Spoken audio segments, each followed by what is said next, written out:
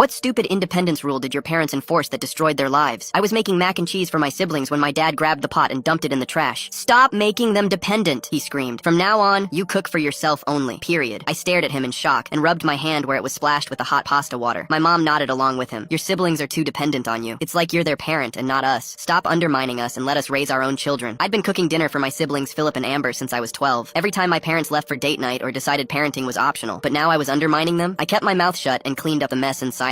My parents were so confident that they'd finally taught me a lesson about boundaries, but I knew exactly what was about to happen. The next morning I was making breakfast when Amber and Philip came down. What's for breakfast? Philip asked, grabbing plates. I can't make you anything, I said. Mom and Dad forbid it. They say I'm undermining their parenting. Amber looked confused. What? But you always make us breakfast. Not anymore. Ask Mom. So they ran to find Mom. 20 minutes later, the smoke alarm was screaming. Turns out Mom had tried to make scrambled eggs without using any butter. The eggs had welded to the pan like black cement. Since that didn't work, she attempted to make chicken nuggets, but she didn't know how to operate the oven and ended up turning it to max. The nuggets burst into flames. Actual flames. The fire department had to put out the fire. Ma'am, what exactly were you doing? The firefighter asked, staring at the charcoal. Making chicken nuggets, she reluctantly admitted. The humiliation on her face was a sight to behold. Next, it was Dad's turn. He wanted to make spaghetti, but thought all you have to do is put pasta in water and wait. He didn't even know that the water needed to be boiling. The dry noodles fused to each other, forming a solid pasta brick. Dad actually got a hammer to break it apart while Mom tried helping with sauce, but she just squeezed an entire tube of tomato paste directly onto the brick like toothpaste. Philip took one bite and threw up on the table. Meanwhile, I was eating perfectly seared salmon with asparagus. My siblings would press their faces against the kitchen door watching me. Please, can we have some? Amber begged. Ask Mom and Dad, I said. They're the parents, not me. By this point, Mom was Googling, is it illegal to not feed your kids properly? While Dad was trying to figure out if cereal with orange juice was edible because they'd run out of milk and didn't know how to make a grocery list. 2 weeks later, Grandma showed up for her surprise 70th birthday dinner with 20 relatives. Apparently, my parents forgot they had promised to host. When they remembered that morning, they panicked and started cooking at 8 a.m. for a 6 p.m. dinner. Dad thought he could speed things up with heat. He shoved a frozen turkey in the oven at 500 degrees to cook faster. The thing exploded at noon. Turkey shrapnel embedded in the ceiling. Meanwhile, Mom was attempting mashed potatoes. She forgot measurements existed and just poured milk until it looked right. What she got was potato soup. When Grandma saw the mess, she asked them, where's Casey? Casey always helps with family dinners. Mom's face went red. Oh, Casey's upstairs. We have a new rule. Casey only cooks for Casey now. What do you mean? Grandma asked slowly. We're teaching independence. Dad jumped in. Kids today are too coddled. Casey was making the younger ones dependent. Dependent? By feeding them? Grandma's voice was getting dangerous. It's about boundaries, Mom said quickly. We're the parents, not Casey. Grandma turned to Philip and Amber. Is this true? How long has this been going on? That's when Amber exploded with anger. 3 weeks. They won't let Casey cook for us, and now we eat cereal 3 times a day, and Jake's tooth fell out and I haven't had a vegetable and the fire department knows our address by heart. Grandma couldn't even believe what was happening. You stopped letting the only person who can cook feed these kids. My parents sat there sweating, unable to answer. Nobody was eating anything. Grandma stood up slowly and called out, Casey, get down here! I walked down with my perfectly plated dinner, herb-crusted chicken with roasted vegetables. Everyone stared at it, then at the disaster on the table, then at my parents. You absolute idiots, Grandma said.